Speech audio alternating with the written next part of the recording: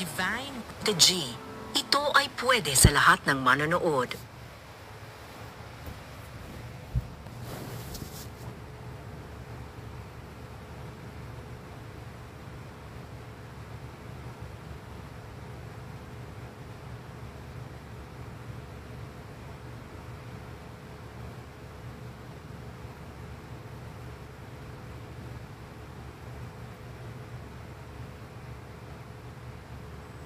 Divine Mercy Hour. Gusto mo bang magkaroon ng milagro sa iyong buhay? Isang milagrong hindi kailanman mananakaw nino man? Posible ba yon? Siyempre! Kung ang milagro ay magaganap sa loob ng iyong puso, mangyayari lamang ito kapag sama-sama tayong magdarasal. Kaya inaanyayahan ko po kayong samahan ako tuwing linggo mula alas 3 hanggang alas 4 ng hapon para sa Divine Mercy Hour.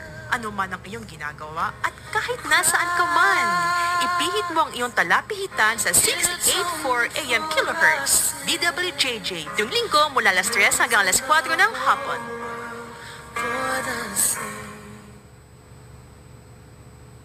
Magandang hapon po mga minamahal na kapatid at narito naman po ang ating programa, ang Divine Mercy Hour na malugod na nihatid sa atin ng Divine Mercy Crusade ng Diocese ng Cabanatuan at ako pa rin po ang inyong kasama, si Brother John Paul Valino.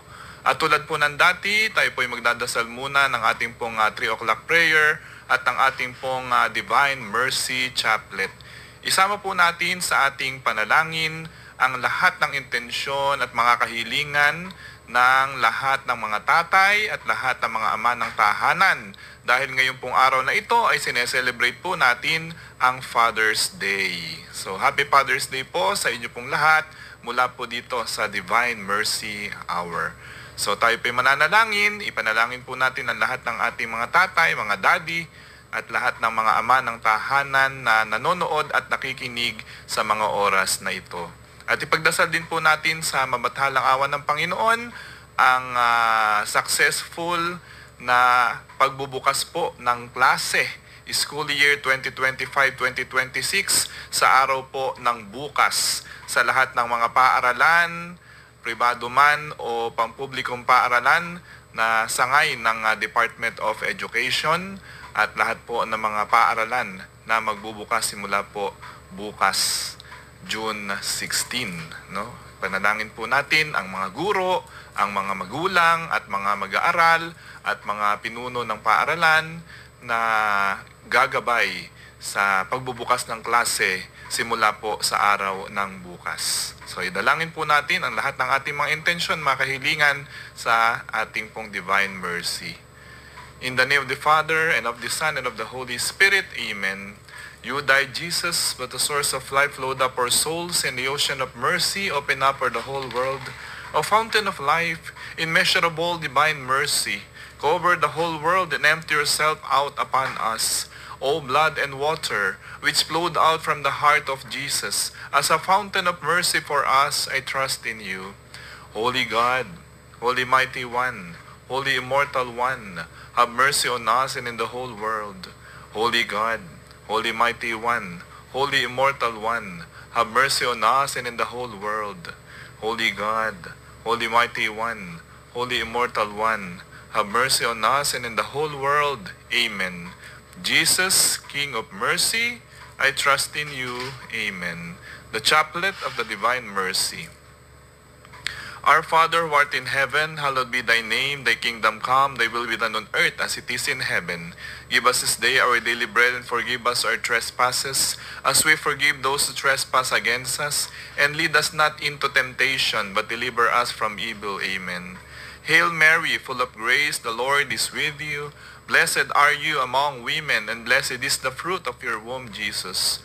Holy Mary, Mother of God, pray for us sinners, now and the hour of our death. Amen. I believe in God, the Father Almighty, creator of heaven and earth. I believe in Jesus Christ, his only Son, our Lord. He was conceived by the power of the Holy Spirit and born of the Virgin Mary. He suffered under Pontius Pilate, was crucified, died, and was buried. He descended to the dead. On the third day he rose again. He ascended into heaven and seated at the right hand of the Father. He will come again to judge the living and the dead. I believe in the Holy Spirit, the Holy Catholic Church, the communion of saints, the forgiveness of sins, the resurrection of the body and life everlasting. Amen. Eternal Father, I offer you the body and blood, soul and divinity of your dearly beloved Son, our Lord and Savior Jesus Christ, in atonement for our sins and those of the whole world. For the sake of his sorrowful passion, have mercy on us and in the whole world. For the sake of his sorrowful passion, have mercy on us and in the whole world. For the sake of his sorrowful passion, have mercy on us and in the whole world. For the sake of his sorrowful passion, have mercy on us and in the whole world. For the sake of his sorrowful passion, have mercy on us and in the whole world. For the sake of his sorrowful passion, have mercy on us and in the whole world. For the sake of his sorrowful passion, have mercy on us and in the whole world. For the sake of his sorrowful passion, have mercy on us and in the whole world. For the sake of his sorrowful passion, have mercy on us and in the whole world. For the sake of his sorrowful passion, have mercy on us and in the whole world. Eternal Father, I offer you the body and blood, soul and divinity of your dearly beloved Son, our Lord and Savior Jesus Christ, in atonement for our sins and those of the whole world. For the sake of his sorrowful passion, have mercy on us and in the whole world. For the sake of his sorrowful passion, have mercy on us and in the whole world. For the sake of his sorrowful passion, have mercy on us and in the whole world. For the sake of his sorrowful passion, have mercy on us and in the whole world. For the sake of his sorrowful passion, have mercy on us and in the whole world. For the sake of his sorrowful passion, have mercy on us and in the whole world. For the sake of his sorrowful passion, have mercy on us and in the whole world. For the sake of his sorrowful passion, have mercy on us and in the whole world. For the sake of his sorrowful passion, have mercy on us and in the whole world. For the sake of his sorrowful passion, have mercy on us and in the whole world. Eternal Father, I offer you the body and blood, soul and divinity of your dearly beloved Son, our Lord and Savior Jesus Christ, in atonement for our sins and those of the whole world. For the sake of his sorrowful passion, have mercy on us and in the whole world. For the sake of his sorrowful passion, have mercy on us and in the whole world. For the sake of his sorrowful passion, have mercy on us and in the whole world. For the sake of his sorrowful passion, have mercy on us and in the whole world. For the sake of his sorrowful passion, have mercy on us and in the whole world. For the sake of his sorrowful passion, have mercy on us and in the whole world. For the sake of his sorrowful passion, have mercy on us and in the whole world. For the sake of his sorrowful passion, have mercy on us and in the whole world. For the sake of his sorrowful passion, have mercy on us and in the whole world. For the sake of his sorrowful passion, have mercy on us and in the whole world. Eternal Father, I offer you the body and blood, soul and divinity of your dearly beloved Son, our Lord and Savior Jesus Christ, in atonement for our sins and those of the whole world. For the sake of his sorrowful passion, have mercy on us and in the whole world. For the sake of his sorrowful passion, have mercy on us and in the whole world. For the sake of his sorrowful passion, have mercy on us and in the whole world. For the sake of his sorrowful passion, have mercy on us and in the whole world. For the sake of his sorrowful passion, have mercy on us and in the whole world. For the sake of his sorrowful passion, have mercy on us and in the whole world. For the sake of his sorrowful passion, have mercy on us and in the whole world. For the sake of his sorrowful passion, have mercy on us and in the whole world. For the sake of his sorrowful passion, have mercy on us and in the whole world. For the sake of his sorrowful passion, have mercy on us and in the whole world. Eternal Father, I offer you the body and blood, soul and divinity of your dearly beloved Son, our Lord and Savior Jesus Christ, in atonement for our sins and those of the whole world. For the sake of his sorrowful passion, have mercy on us and in the whole world. For the sake of his sorrowful passion, have mercy on us and in the whole world. For the sake of his sorrowful passion, have mercy on us and in the whole world. For the sake of his sorrowful passion, have mercy on us and in the whole world. For the sake of his sorrowful passion, have mercy on us and in the whole world. For the sake of his sorrowful passion, have mercy on us and in the whole world. For the sake of his sorrowful passion, have mercy on us and in the whole world. For the sake of his sorrowful passion, have mercy on us and in the whole world. For the sake of his sorrowful passion, have mercy on us and in the whole world. For the sake of his sorrowful passion, have mercy on us and in the whole world. Holy God, Holy Mighty One, Holy Immortal One, have mercy on us and in the whole world. Holy God, Holy Mighty One, Holy Immortal One, have mercy on us and in the whole world. Holy God, Holy Mighty One, Holy Immortal One, have mercy on us and in the whole world. Amen. Jesus, King of mercy, I trust in you. Amen. In the name of the Father, and of the Son, and of the Holy Spirit. Amen. Muli po isang napakaganda at mainit na hapon sa ating lahat mga minamahal na kapatid. At narito naman po ang ating programa, ang Divine Mercy Hour na malugod na inihatid sa atin ng Divine Mercy Crusade ng Diocese ng Cabanatuan. At ako pa rin po ang inyong kasama, si Brother John Paul Valino. At tulad po ng dati, babati po muna tayo ng ating Happy Father's Day sa ating lahat ng mga tatay, lahat ng mga ama ng tahanan. At tayo po ay nagdiriwang nga ngayong araw na ito ng Father's Day. No? Ipagdasal din po natin yung mga kahilingan ng mga ama ng tahanan, lalo na po yung mga tumatayong ama kahit na wala silang tatay na nag-aaruga sa kanila pong mga anak. Kahit na sila ay mga nanay, ngunit sila ay tumatayo na single parent, no? Kasi hindi lang naman mga tatay ang nag-aalaga sa mga pamilya ngayon, no? Kasi yung iba po ay wala ng ama, yung iba po ay syempre single parent nga, no? Kaya sila yung tumatayo na ama at ina doon sa kanilang mga anak. Kaya kasama rin po sila sa pagpapanalangin sa kanilang mga intensyon at mga kahilingan sa pagdiriwang ng Father's Day ngayong araw na ito.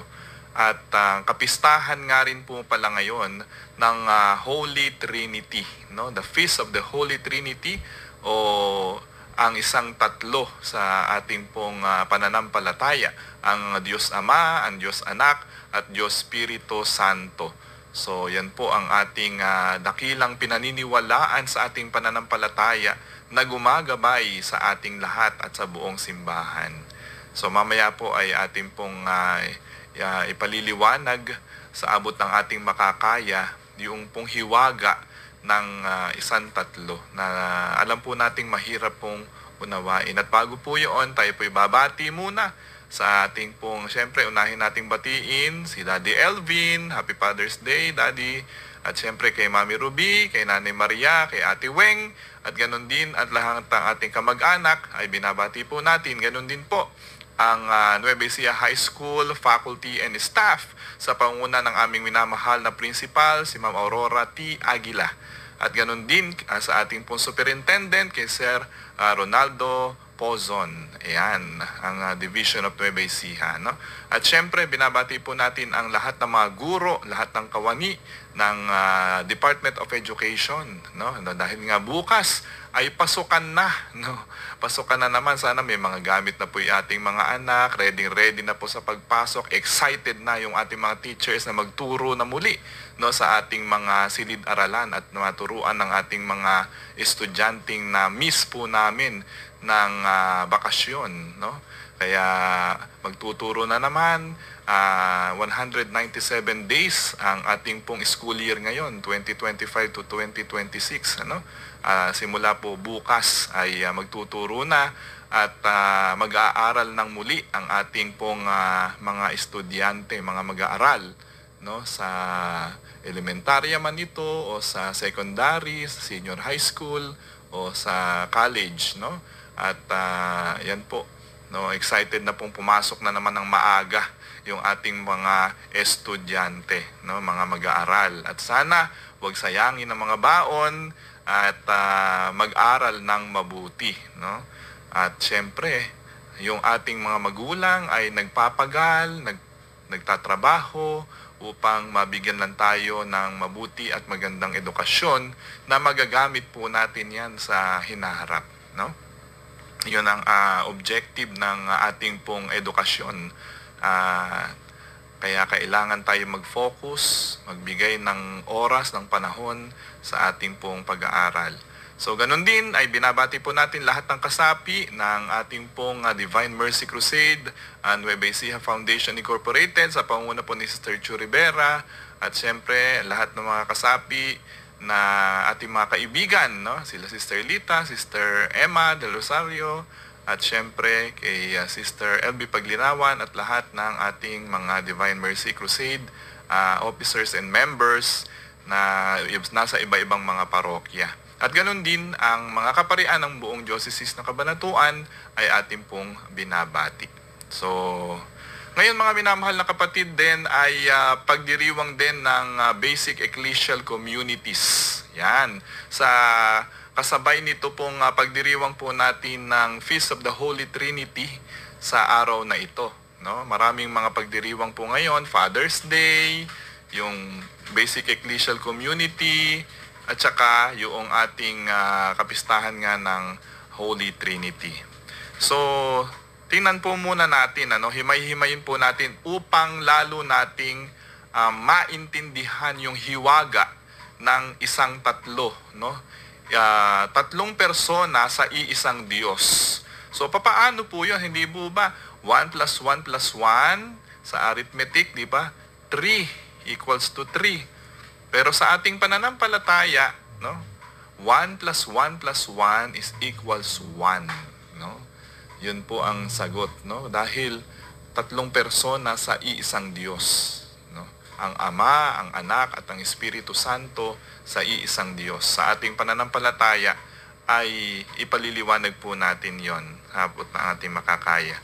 Tunghayan po natin ang first reading, no, bago natin maintindihan itong hiwaga na ito. So sabi po dito sa aklat ng mga kawikaan, sinasabi dito, ang sinasabi ng karunungan ng Diyos sa lahat ng nilikha ng poon, ako ang siyang una, noong una pang panahon, ako ay nilikha na. Matagal ng panahon ng anyuan niya ako, bago pa nilikha at naanyo itong mundo. Wala pa ang mga dagat nang ako'y lumitaw. Wala pa ang mga bukal ng tubig na malilinaw. Wala pa ang mga burol. Ganoon din ang mga bundok nang ako ay isilang dito sa sansinukob. Ako muna ang nilikha bago ang lupa at bukid. Nauna pa sa alabok at sa lupang daigdig nang likhain ang mga langit. Ako ay naroon na, maging ng mga hangganan ng langit at lupa'y itinalaga. Naroon na rin ako na ang ulap ay ilagay at nang kanyang palitawin ang bukhal sa kalaliman. Nang ilagay niya ang hangganan nitong dagat, nang patibayin nitong mundo ay ilagay at itatag. Ako'y lagi niyang kasama at katulong sa gawain. Ako ay ligayan niya at sa akin siya'y aliw. Ako ay nagdiwang ng daigdig ay matapos dahil sa sangkatauhan, ligaya ko ay lubos. So ito pong tinutukoy dito sa aklat ng kawikaan, habang nililikha daw ng Diyos Ama ang mundo, ay kasama na niya ang Diyos Anak at ang Espiritu Santo. No? Dahil dun pa lang sa paglikha ng sanlibutan, magkakaisa na ang banal na santatlo, ang Holy Trinity. Magkakasama na po ang ating Diyos, no? Magkakasama na po sila, no? Yung sasalita po dito sa aklat ng kawikaan ay ang ating Diyos Anak, no? Nakasakasama na daw ng Ama nung nililikha ang mundo. At yung mga salitang binibitawan na dito na nagbibigay ng kaganapan sa mundo o nagbibigay ng mga iba-ibang mga nilikha ng Diyos ay ang salita, no? At si Jesus yung salita ng Diyos. Kaya kasama na ng Ama ang Anak sa paglikha pa lamang ng sanlibutan. So yun po ang kahalagahan po nun, ha? Huwag po natin iwawaglit yun sa ating isipan, no? Nakasama na ng Diyos Ama ang Anak at ang Espiritu Santo dun pa lang sa paglikha ng sanlibutan sa aklat ng Genesis. At ito pong natunghayan natin ay ayon sa aklat ng kawikaan, sa Proverbs, no? At dito po sa second reading ay mababasa po natin ang sulat ni Apostol San Pablo sa mga taga-Roma. So, tingnan po natin ang second reading. Mga kapatid, yamang napawalang sala na tayo dahil sa pananalig sa ating Panginoong Jesucristo. Sa pamagitan niya ay meron na tayong kapanatagan sa harapan ng Diyos. Sa pamamagitan nga niya, itinatamasa natin ang kagandahang loob ng Diyos at lubos tayong nagagalak sa ating pag-asa na makakasama sa kanyang kaluwalhatian. Bukod dito, nagagalak tayo sa ating mga pagbabata sapagkat alam nating ito'y nagbubunga ng pagtsatsaga.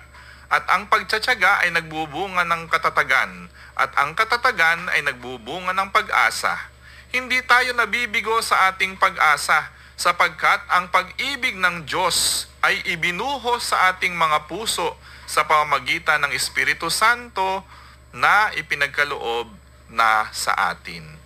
So, yun ay sinasabi naman po dito ni Apostol San Pablo sa mga taga-Roma, yung pong kaisahan ng Diyos Ama, ng Anak at ng Espiritu Santo na nagbibigay daw sa atin ng katatagan, nagbubunga ng pagtsatsaga.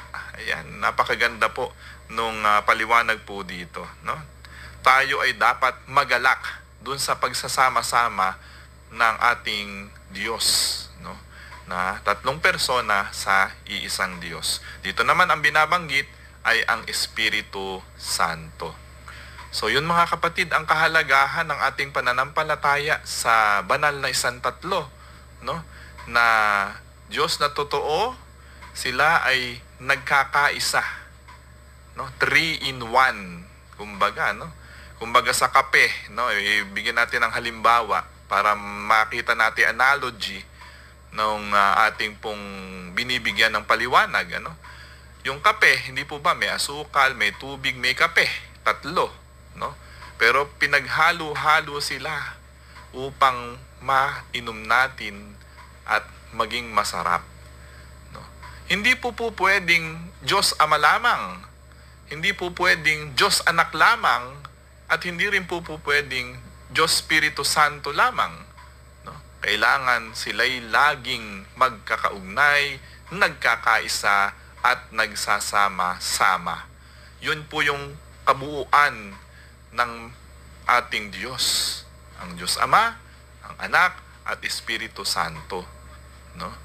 Kumbaga nga sa kape, no, sa 3 in 1, yung ating iniinom palagi na masarap na kape, hindi magiging masarap yon kung kape lang, hindi magiging masarap yon kung asukal lang, at hindi rin magiging masarap yon kung tubig lang. Kailangan para ikaw ay ma-energize sa araw-araw, no? At hihigop ka ng mainit na kape, kailangan magkakasama po ang kape, ang asukal, at ang tubig, no? Kailangan po yung tatlo na yon, no? Hindi siya magiging kape kung tubig lang, hindi magiging kape kung asukal lang, at hindi rin magiging kape kung kape lang. Hindi siya masarap, no? Mapait, no? Kaya kailangan sila'y magkakasama. Ayan, para maging masarap, no, yung kape na iniinom natin sa araw-araw. So, yun po yung napakagandang halimbawa, no, ng ating pong pinagninilayan sa kapistahan na ito, no. At syempre, yung ating tinatawag na basic ecclesial community, no, yung basic ecclesial community ay maliliit na pamayan ng Kristiyano. Ito po ay nag-uugat sa mga pamayanan, ito ay nag-uugat sa mga pamilya na sama-samang nananalangin, nagdadasal. So, yun po yun sa mga tahanan, sa mga barangay, sa lahat ng mga nagtitipon para sa pananampalataya na maliliit na komunidad. So, ito po yung tinatawag na BEC o Basic Ecclesial Communities na nasa mga pamayanan po natin. Maaaring nagpupulong-pulong po yung mga community na ito, maliliit na simbahan, maliliit na pamayanan, sa mga barangay, sa mga chapels, no, at sa mga bahay, no. Karaniwan na sila ay nagtitipon-tipon. Yun po yung basic ecclesial community na bumubuo sa ating simbahan, no. Doon nagsisimula po yung ating simbahan sa basic ecclesial community. Yung pagsasama-sama ng bawat pamilya, sa bawat pamayanan na nagdadasal, nagpupulong-pulong, nagbabahaginan tungkol sa mga salita ng Diyos, at nagkukumustahan. So yun po yung kahalagahan ng basic ecclesial communities, no, ng ating simbahan, no. Kaya lagi natin din silang aalalahanin kasi nalilimutan po yun yung mga BEC, no. Isang programa po ito upang ma-reach out yung mga tao na hindi na nakararating linggo-linggo regularly sa mga simbahan. Kaya napakahalaga po yung kahalagahan ng pamilya. Napakahalaga po sa simbahan yung kahalagahan ng mga ama ng tahanan, no? Father's Day ngayon. Bakit? Bakit? Kasi yung mga tatay, sila'y tagapagpasunod sa kanilang pamilya, no? Sila yung tagapagtupad ng mga utos ng Diyos na ibinababa at tinuturo nila sa kanilang mga anak, sa kanilang pamilya, no? Kaya ganong kahalaga sa simbahan ang mga tatay, no? Kasi si Saint Joseph, no, yung ating ama ng ating Panginoon Kristo dito sa lupa, siyempre ang Diyos Ama, no, ay yun ang na-experience natin sa paglikha ng daigdig, di po ba? So, kulang ang pamilya kung wala ang tatay, kung wala ang ama ng tahanan. No, kasi siya ang haligi, no, ng tahanan. At lagi tandaan po natin yung mga tatay ay mahalaga ang papel na ginagampanan sa ating pamilya. Tahimik lang po yung mga tatay, parang si Saint Joseph, si San Jose, no? Napakatahimik na kumikilos sa pamilya. No? Ganun lang yung mga tatay, hindi mabunganga, hindi madada. Simple, isang salita lang, no? Siya lang ang magsasabi kung ano na yung final decision ng pamilya. Siya na ang magsasabi na ito yung gagawin, ito ang direksyon ng ating pamilya. Ito ang desisyon natin na sama-sama. Ito ang gagawin. Ito ang ating punto. Ito ang ating isasagawa, no, sa ating pamilya. Ang last say lagi sa pamilya ay ang tatay, no. Pangalawa lang po yung nanay, no. Kasi dapat nagsusuportahan po ang ama at ang ina, no, yung mga sa magulang kapag ka ikaw ay sa pagdidisiplina ng mga anak, ano, napakahalaga na laging kinakausap, laging tinatanong yung mga anak, no. Napakahalaga ng role ng tatay, no. Kasi kung minsan pagka yung nanay lang ang nagdidisiplina, hindi natatakot po yung anak. Pero pag yung tatay na ang nagdisiplina at nagtanong na dun sa anak, ay takot na, no. Ganong kahalaga po yung pong presensya ng ama ng tahanan, no. Siya po yung laging padre de pamilya, siya po ang breadwinner, siya nagpo-provide ng pangailangan ng pamilya, no. Ganun din ang kahalagahan ng ating pong mga pamilya sa simbahan, sa basic ecclesial communities, no, na ipinaliliwanag po natin. At ganun din ang kahalagahan ng banal na isang tatlo, no, ang Diyos Ama, ang Diyos Anak at ang Espiritu Santo sa pagpapatupad ng kaayusan at pagkakaisa sa bawat pamilya. So yun po. So sa ating pong pagbabalik, mga minamahal na kapatid, tayo ay magninilay na ng ating pong mabuting balita tungkol dito sa hiwaga ng isang tatlo, ang Diyos na sumasa atin palagi. So magbabalik po ang ating programa. Ito po ang DWJJ sa East 84. Sa ulo ng mga balita. Nabitin? Magtusiran Forte with Total Cough Relief Formula. Laban sa dry non-stop ubo, kati sa lalamunan due to post-nasal drip at sakit sa kakaubo. Tusiran Forte! Unilab yan. Dextromethorphan HBr plus phenylpropanolamine HCl plus paracetamol is the generic name of Tusiran Forte. If symptoms persist, consult your doctor. Good news, kabayan! The official website of Cellcore, www.cellcore.com.ph is now up. Maaari mo na itong bisitahin para sa mga online services tulad ng services requirements and additional information, latest news and advisories, power interruption updates, Cellcore live episodes, rates archives, at Cellcore Account Access na makapagbibigay ng karagdagang impormasyon tungkol sa inyong accounts tulad ng account balance and payment details, history of consumption, paperless billing subscription at marami pang iba. Ito ay bahagi ng aming hangarin na patuloy na makapaghatid ng makabago at magandang serbisyo para sa inyo. Kabayan, ano pa ang hinihintay nyo? Visit www.cellcore.com.ph now. Kastoy ti oni na timparado nga agong. Numanayunan pa'y ti sakit ti ulo. Nagrigat niya? Isung ano barado ti agong kenada ti sakit ti ulo? Decongest with Decolgen Forte. Kapigsaan nga agas laban ti dadumang nga Decolgen formulations. With maximum decongesting action versus PE-based medicines available OTC in the Philippines. Decolgen Forte. Alagang Unilab yan. Phenylpropanolamine, HCI, chlorphenamine, maleate, paracetamol is the generic name of Decolgen Forte. If symptoms persist, consult your doctor. Muli po tayo nagbabalik sa ating programa, ang Divine Mercy Hour na malugod inihatid sa atin ng Divine Mercy Crusade ng Diocese ng Cabanatuan, at ako pa rin po ang inyong kasama, si Brother John Paul Valino. Tayo po lubos ang nagpapasalamat sa pamunuan ng DWJJ at ng CAB TV, kay Ginoong Chris Duldulao, at sa lahat po ng tumutulong sa atin linggo-linggo, sa ating technical side, kay Kuya Andrew at kay Kuya. At tayo po ay Richie na nandito sa katabi po natin. So lagi po tayo nagpapasalamat sa ating pong pamunuan ng CAB TV at DWJJ sa pagbigay puwang po lagi sa ating pong programa linggo-linggo. So dumako na po tayo sa ating pong mabuting balita ngayon pong dakilang kapistahan ng San Tatlo. Aleluya, aleluya, dakila ang amang mahal, anak, espiritong banal, noon, ngayon, kailan paman, aleluya, aleluya.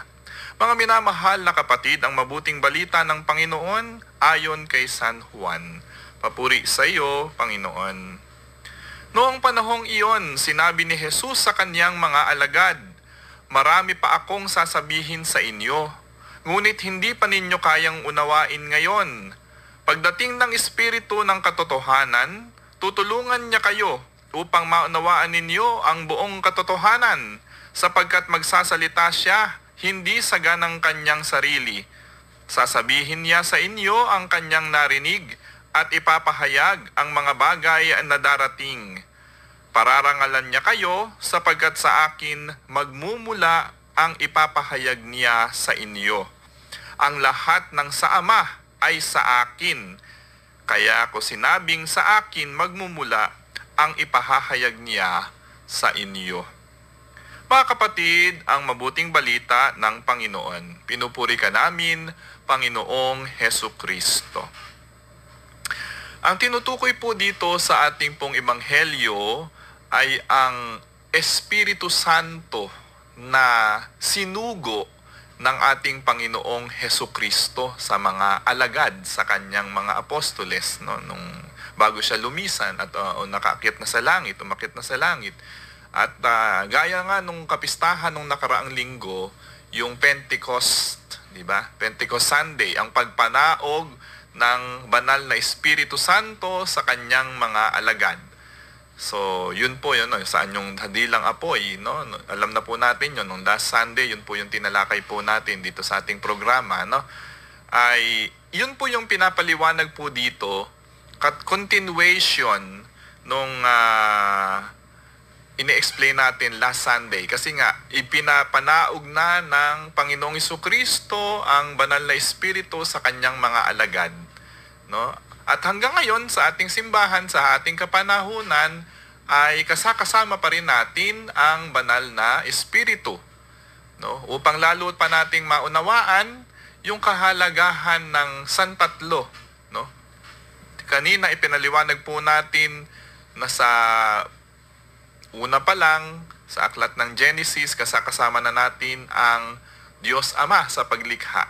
At habang nililikha, sabi sa aklat ng Kawikaan, ng Proverbs, the Book of Proverbs, ay kasama na ng Diyos Ama ang Diyos Anak, si Jesus, na siyang ginamit niya upang likhain kasama na no, upang likhain habang nililikha niya ang mundo, nililikha niya ang mga tao at lahat ng nakikita natin sa ating paligid, kasama na ng Diyos Ama ang anak na si Jesus, no? At ngayon naman, narinig po natin na ang Espiritu Santo ay sinugo na ng anak upang makasama at makapiling po natin. Sa ano-anong mga story sa Biblia ang matatagpuan natin yung pong presensya ng Holy Trinity. Tandaan po natin, nung pong si Jesus ay bininyagan sa Ilog Jordan, bininyagan siya. Ang sabi po, noong pag-angat niya, noong siya ay biniligan ni John the Baptist, may tinig na nagsalita buhat sa langit na nagsabing, ito ang minamahal kong anak na lubos kong kinalulugdan. Diba? Pakinggan niyo siya. Diba? Sabi pa. At may tila kalapati na lumapag sa kanya. Yun po yung Holy Spirit. So yung nagsalita sa langit ay ang Diyos Ama. Yung bininyagan, ang Diyos Anak na si Jesus. At ang bumaba sa anyong kalapati ay ang Espiritu Santo. Yun. Kaya dun din sa pag-akyat nila, pag-akyat nila dun sa Mount Tabor, nakita si Elias, si Moises, nakausap si Jesus nung papunta na sila sa Jerusalem, makikita po noon na kinausap na naman si Jesus ng Diyos Ama. Di ba? Nagbagong anyo pa nga si Jesus doon. O, di ba? So, ito ang minamahal kong anak na lubos kong kinululugdan. Sabi rin na naman nung tinig na nasa alapaap na napakinggan ng mga alagad. So, nandoon lagi ang presensya ng isang tatlo sa buhay ng ating Panginoong Jesucristo. At nandun lagi ang Holy Spirit na gumagawa at nagpapalakas sa Panginoong Jesucristo. Kaya nga yung natagpos ng Panginoong Jesucristo yung pagdurusa, paghihirap. Kasi kung mere person lamang siya, taong-tao siya, nung siya ay pinarusahan at nung siya ay pinahirapan at pinapasan sa kanya yung napakabigat na krus, ay nako. Baka kung wala po yung guidance and power of the Holy Spirit, hindi niya po matatagpos hanggang sa Kalbaryo yung kanyang pagpapakasakit. Hindi niya kaya yun kung walang tulong ng Holy Spirit. Binigyan siya ng katatagan, binigyan siya ng kalakasan upang hanggang sa bundok ng Kalbaryo, matapos niya ang kanyang misyon na mamatay sa krus.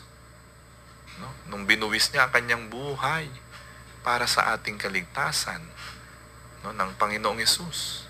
So yun po yung kahalagahan po ng tatlong ito. Ang Diyos Ama, ang Diyos Anak, at Diyos Espiritu Santo. At alam nyo sa ating pananampalataya mga kapatid, kapag ka ikaw ay nag-aantandalang krus, sa ngalan ng Ama, ng Anak, at ng Espiritu Santo, hindi ba lagi yan? Bago at matapos ang mga panalangin na ginagawa nating mga Katoliko, ay nagdadasal na tayo sa Diyos Ama, sa ngalan ng Ama, sa ngalan ng Anak, sa ngalan ng Espiritu Santo. Lagi po natin yan ginagawa. Yan po ang simbolo, ang tatak ng ating pananampalataya. Bakit ba sa ulo? Dahil ang Ama ang siyang nagbigay ng katalinuhan, ng karunungan sa atin. Bakit ba sa tiyan ang anak? Dahil siya ay dinala ng mahal na Birheng Maria sa sinapupunan. Bakit ba sa balikat ang Espiritu Santo? Dahil ito ang nagbibigay gabay, nagpapalakas sa atin upang tayo tumatag sa mundong ito. Nagbibigay ng katatagan, nagbibigay ng inspirasyon, nagbibigay ng lakas sa atin, ang Holy Spirit. Kaya nga yun, kasama na natin. Kapag ikaw ay may desisyong gagawin, kapag ikaw ay daraan sa mga simbahan, kapag ka humulog, kumidlat, kapag ka ikaw ay magdadasal, laging sinisimula natin sa ngalan ng Ama, ng Anak, at ng Espiritu Santo. Lahat ng ating ginagawa, kapag ka magdadasal ka bago kumain, kapag ka ikay magsisimba, nasa misa, laging sinisimulan at natatapos ang lahat ng gawain sa simbahan, sa lahat ng gawain natin sa pananalangin, sa ngalan ng Ama, ng Anak, at ng Espiritu Santo. So, ganun ka-importante po sa ating mga Katolikong Kristiyano ang ating Holy Trinity. Kasi lagi-lagi sinasamahan tayo ng banal na isang tatlo sa ating buhay pananampalataya. At tandaan po natin, ang banal na isang tatlo, sabi ko nga kanina sa pasimula, hindi po pwedeng Diyos Ama lamang, hindi po pwedeng Diyos Anak lamang, at hindi po pwedeng Diyos Espiritu lamang. Kailangan po para sila maging kumpleto at ganap na Diyos, ay dapat sila'y magkakasama. Silang tatlo ay nagkakaisa. Kaya nga tinawag po silang iisang Diyos sa tatlong persona. Isang Diyos lamang. No, kaya po pagtuturuan po natin sa pananampalataya, ang katekesis ang ating mga anak, huwag niyo sasabihin sila'y tatlo. Ang Diyos ay isa lang. Isa lamang ang Diyos. No? Ngunit may tatlong persona. Ang Diyos Ama, ang Anak, at Espiritu Santo. No? Isa lamang ang Diyos. Kaya yun ang ating pinaniniwalaan. Yun ang ating sinasampalatayanan. Kaya nga meron tayong Apostles' Creed. May Nicene Creed. No? I believe in God, the Father Almighty, Creator of heaven and earth. Di ba? In Jesus Christ, His only Son, our Lord. He was conceived by the power of the Holy Spirit and born of the Virgin Mary. He suffered under Pontius Pilate, was crucified, died, and was buried. He descended to the dead. On the third day He rose again. He ascended into heaven and seated at the right hand of the Father. He will come again to judge the living and the dead. I believe in the Holy Spirit, the Holy Catholic Church, the communion of saints, the forgiveness of sins, the resurrection of the body, and life everlasting. Amen. So yun yung ating Holy Trinity. Nasa ating sumasampalataya, nasa ating panalangin ng credo. No? Ganun kaimportante sa buhay natin ang banal na isang tatlo. No? Ang Diyos Ama, ang Diyos Anak, at ang Diyos Espiritu Santo. Huwag po natin kakalimutan yan. Kasi sa buong buhay po natin hanggang tayo'y mamatay, kasama natin ang Ama, ang Anak, at Espiritu Santo. No? Lagi po yan. No? Sa buhay po natin. Nung bininyagan ka, binasbasan ka sa ngalan ng Ama, ng Anak, at ng Espiritu Santo. Di ba? Binibinyagan kita sa ngalan ng Ama, ng Anak, at Espiritu Santo. Yun ang narinig natin sa pari. No? At kapag ka namatay ka, binibindisyonan ka sa ngalan ng Ama, ng Anak, at Espiritu Santo. So lahat ng ating ginagawa, sabi ko nga, nung sinilang ka pa lang dito, hanggang sa mamatay ka, ikaw ay nasa ilalim ng kapangyarihan ng Holy Trinity, ng banal na isang tatlo. Kaya na ganong kahalaga sa buhay pananampalataya po natin ang Diyos Ama, Diyos Anak, at Espiritu Santo. Iisang Diyos, equal ang kanilang pagka-Diyos. Hindi mas magaling ang Ama sa Anak, hindi mas magaling ang Anak sa Espiritu Santo. Sila ay equal. No? Sila ay magkakaisa, magkakaugnay. No? Pare-pareha sila. Dahil sila ay nagkakaisa. No? Nagkakaisa. Nagbubuklod sila. Sila ay nagbibigay sa atin ng pag-asa, ng pagmamahal. Dahil sa pagmamahal nila sa isa't isa, gayon na lamang sila ay ating naranasan dito sa mundo. Di po ba? Nung ang Diyos Ama ay nilikha niya ang mundo, nagkasala ang tao. Ano ang sabi niya? Inutusan niya ang Diyos anak. Anak, Jesus, bumaba ka nga sa lupa. Tubusin mo yung mga tao. Kasi concern ang Diyos Ama sa atin. Kaya nga pinadala. Isinugo niya ang kanyang bugtong na anak upang maging Mesiyas. At nung naganap na ni Jesus yung kanyang misyon, siya'y bumalik na sa langit. Ang sabi niya, ipinangako niya, ipadadala ko sa inyo ang Espiritu Santo. Diba? Ang patawarin nyo sa lupa ay patatawarin sa langit. Ngunit huwag nyong iinsultuhin ang Espiritu Santo. Diba? Igalang nyo ang Espiritu Santo dahil itong Espiritu Santo ay hindi nyo nakikita. Huwag. Malaking kasalanan sa Diyos na insultuhin ang Holy Spirit. Kaya nga, gano'n na lamang ang pag-ibig ng Ama, ng Anak sa Espiritu Santo. Kasi sila'y iisang Diyos. Bakit nasabi ng Panginoon Jesus yon na huwag niyong insultuhin ng Holy Spirit? Kasi nga hindi natin nakikita ang banal na Espiritu. Pero naririyan palagi ang Espiritu Santo. Gumagabay, nagmamahal, nagbibigay ng inspirasyon sa atin. Lalo na ngayon sa ating simbahan. Kaya natatawag nating Ama. Ang Panginoon Diyos ay dahil sa Espiritu Santo. So, ganun kahalaga ang Holy Spirit sa atin. Hanggang ngayon, hindi tayo iniiwan ng Holy Spirit hanggang sa katapusan ng mundo. Kasama natin ang Holy Spirit na siyang sinugo ng ating Panginoong Jesucristo noong unang Pentecostes. Hanggang ngayon, kasama natin. Kaya kailangan lagi lang nating tatawagin ang Holy Spirit upang magamit natin ang kanyang kapangyarihan, upang maramdaman natin ang kanyang presensya. Natutuwa nga ako sa mga charismatic, lagi-lagi po nilang ini-invoke yung power of the Holy Spirit. Kaya doon sa kapangyarihan ng Holy Spirit, sila'y nagiging inspired palagi sa kanilang buhay pananampalataya. Lagi pagka nagdasal sila, ay gano'n na lamang kahusay, gano'n na lamang kaganda, ka-inspired. Kasi nga, Holy Spirit yung lumulukob sa kanila. Dahil tinatawag nila ang Holy Spirit. Sa mga charismatic. Ganun.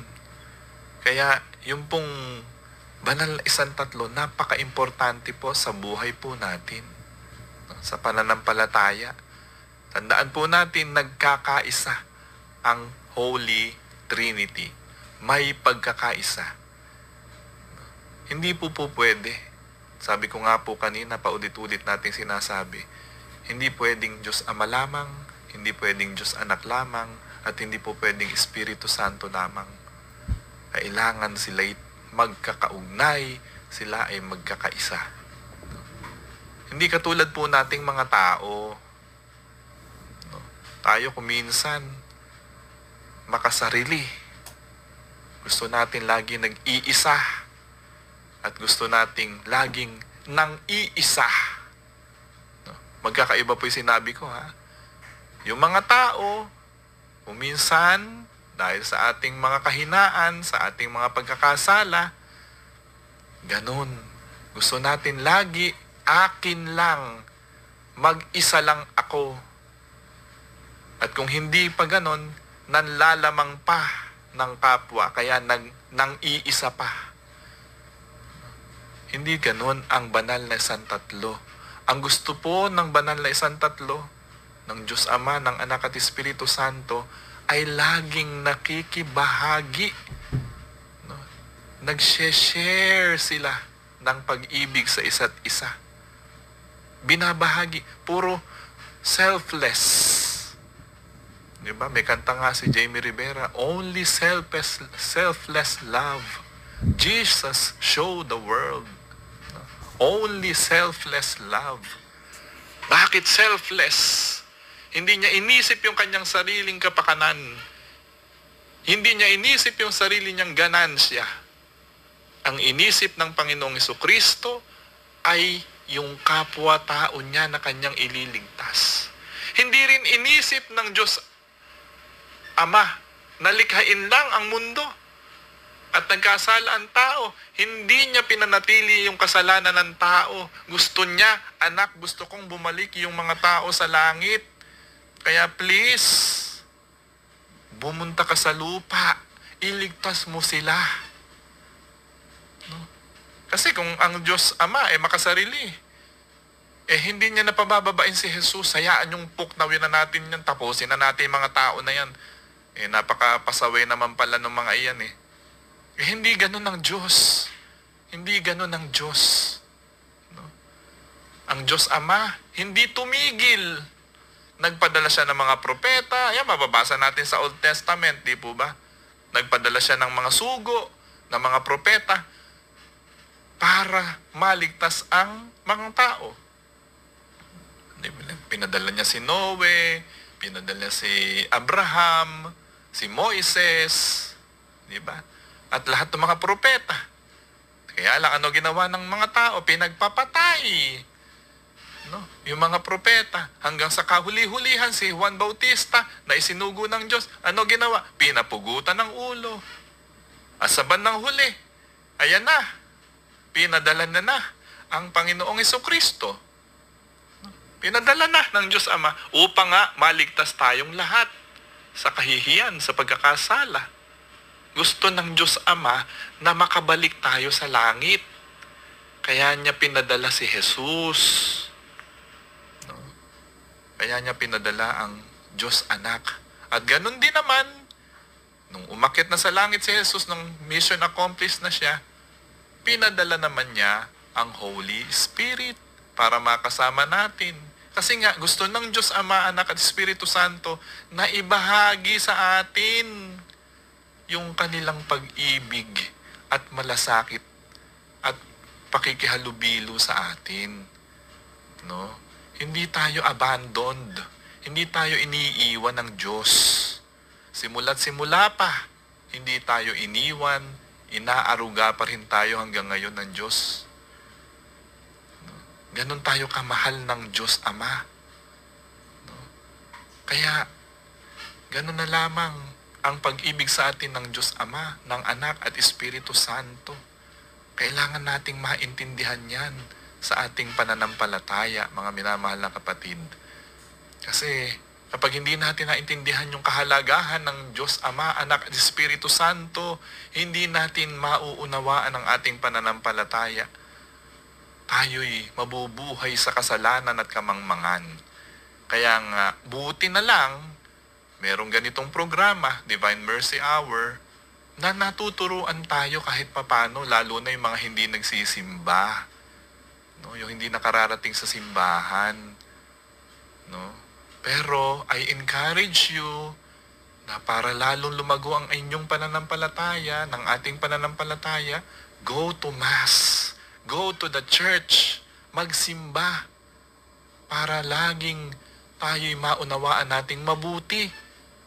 No, sa turo ng mga obispo, sa turo ng ating mga minamahal na pari, yung ating pananampalataya tungkol sa Diyos Ama, sa Diyos Anak, at sa Espiritu Santo. Kasi sa ating ganang sarili lamang, hindi po natin kaya ipaliwanag talaga yung misteryo ng banal na isang tatlo. Pero sa ating maliit na kakayahan, ipinaliliwanag po natin sa inyo yung aking pagkakaunawa tungkol dito sa pananampalataya natin sa Holy Trinity. Sa ating maliit na pagkaunawa, yun ang ating naibabahagi dito sa inyo. So, kailangan pa rin nating makinig sa mga pari kasi sila po yung nag-aral talaga ng mahabang panahon tungkol dito sa ating pananampalataya. Makinig tayo sa mga obispo. Makinig tayo na sa mga reflections, no? Sa social media, nakikita naman natin yung mga homilies ng mga pari. pagpapaliwanag tungkol sa ating buhay pananampalataya. Kaya napakahalaga na tayo ay magsimba upang matanggap natin ang biyaya ng Diyos Ama, ng Diyos Anak, at Diyos Espiritu Santo para magamit po natin yung ating natututunan sa ating pang-araw-araw na buhay. Ayan, pasukan na naman po bukas. No? Mag-aaral na naman yung ating mga anak. Mag-aaral na naman yung inyong mga anak sa paaralan. Sana, laging nagtutulungan din, katulad ng pagtutulungan ng Diyos Ama, Anak at Espiritu Santo, ang mga guro na katulad ko at ang mga magulang para sa kapakanan at ikatututo ng mga anak ng ating mga minamahal na mag-aaral. Tandaan po natin, ang mga paaralan ay nariyan, ang mga eskwelahan ay nariyan para sa mga anak, para sa inyong mga estudyante na in-enroll ninyo sa inyong mga paaralan. At role naman po ng teacher ang pagtuturo. No? At hindi lang po ang teacher dapat ang nagtuturo sa ating mga anak. Role din po ito ng mga magulang. Kaya dapat, katulad ng Diyos Ama, Anak at Espiritu Santo, ang paaralan at ang tahanan at ang komunidad ay nagtutulong at nagkakaisa para sa kapakanan ng pagkatuto ng mga mag-aaral na ating mga minamahal na estudyante. No?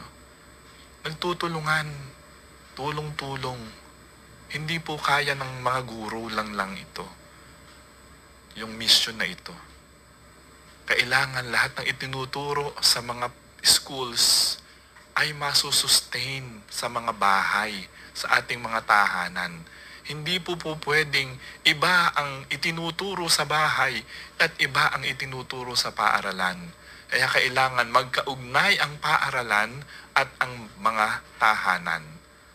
No? Hindi po pwede na mabait lang sa paaralan at sa bahay ay salbahe. Hindi po pwedeng ganon.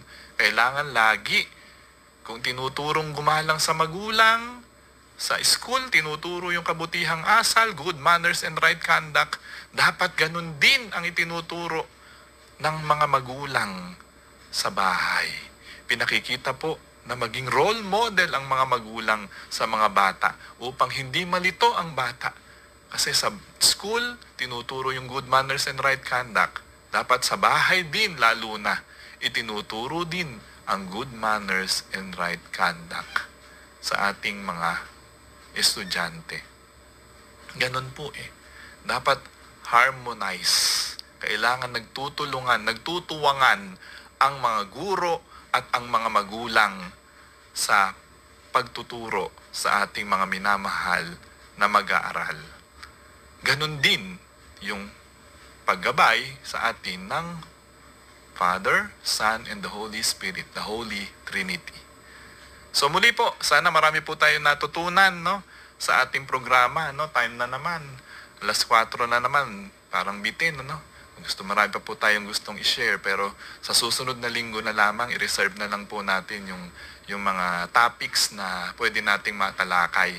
So maraming salamat po sa inyong pagsama sa ating pong 1 oras na pagtalakay sa ating buhay, sa ating pananampalataya dito sa Divine Mercy Hour.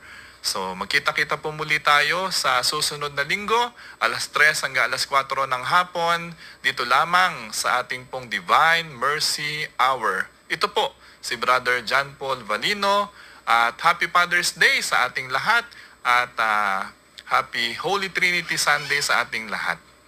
Pagpalain po tayo ng Panginoong Diyos. Ito po